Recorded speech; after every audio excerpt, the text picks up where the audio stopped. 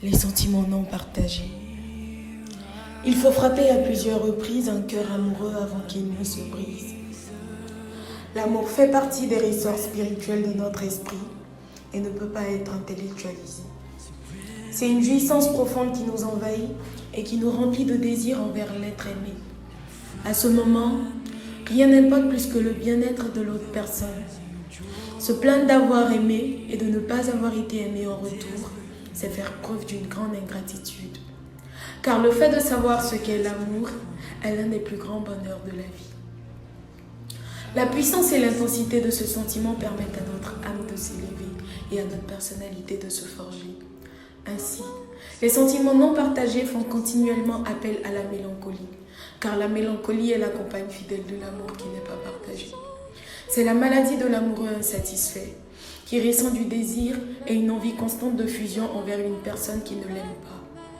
Mais ce que nous ignorons, c'est que les situations de crise de rejet sont un élan très qualitatif sur le chemin de la connaissance de soi et de l'amélioration de soi.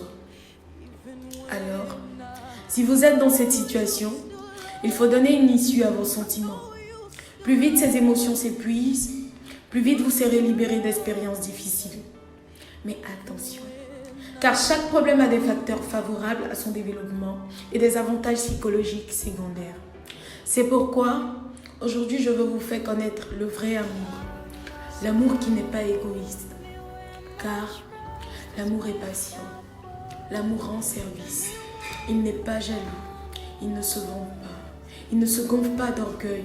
L'amour ne fait rien de honteux. Il ne cherche pas son intérêt. Il ne se met pas en colère. Il ne se souvient pas du mal. Il ne se réjouit pas de l'injustice, mais il se réjouit de la vérité. L'amour excuse tout. Il croit tout. Il espère tout. Et il supporte tout. Alors si vous ne voyez pas ces qualités chez l'autre, si les sentiments ne sont pas partagés, il faut tourner la page et passer à autre chose. Vous ne pouvez pas vivre votre amour par procuration. La passion amoureuse ou même amicale doit être partagée pour être épanouissante. Ce sentiment d'amour, si vous l'avez ressenti pour une personne, il pourra tout à fait se reproduire de façon différente pour une autre personne. Il faut juste se laisser une chance d'être heureux en acceptant que notre premier choix n'était peut-être pas le bon. À la prochaine vidéo, je vous réserve une surprise. Abonnez-vous.